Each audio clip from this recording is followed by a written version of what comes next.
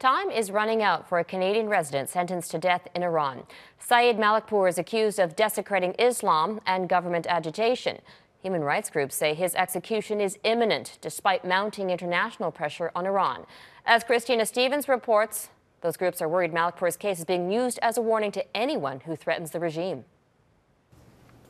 Maryam Nayab Yazdi is on a desperate mission where every minute counts, trying to save the life of 36-year-old Saeed Malikpour, sentenced to death in Iran. Saeed can be executed at any moment. Malikpour's family believes his file has now been moved to the executioner's office.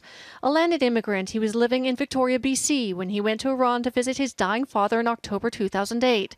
That's when he was arrested and thrown into Evin prison for insulting the sanctity of Islam. Malikpour's supporters say all he did was design a program which, unbeknownst to him, some pornographic websites then used to upload pictures. And they say the only evidence against Malikpour is a televised confession. He gave about 30 hours of false confessions under torture. Marina Neymat knows all too well the kind of torture Malikpour would have gone through. She spent 2 years in the same prison as a teenager, where she was tied to a bed and had her feet lashed with a cable. And you think you're going to pass out because the pain is just so horrific. It's difficult to comprehend. How can I take this long?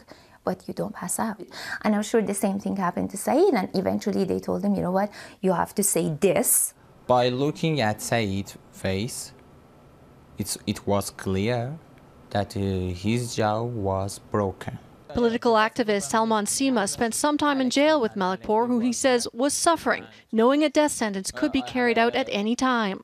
It is very difficult for somebody who wake up and he didn't know he's alive or not. The international community appears to be responding. The European Union has called on Iran to halt the execution, as has Canada, but Foreign Affairs says Iran refuses to discuss his case. Amnesty International says the pressure has to be cranked up. Somewhere between 2 and 3 people a day, on average, are being executed in Iran. Nayab Yazdi says Malikpour's family is trying to keep up hope. We just need this nightmare to end. She says he doesn't deserve to be in prison, let alone on death row. Christina Stevens, Global News, Toronto.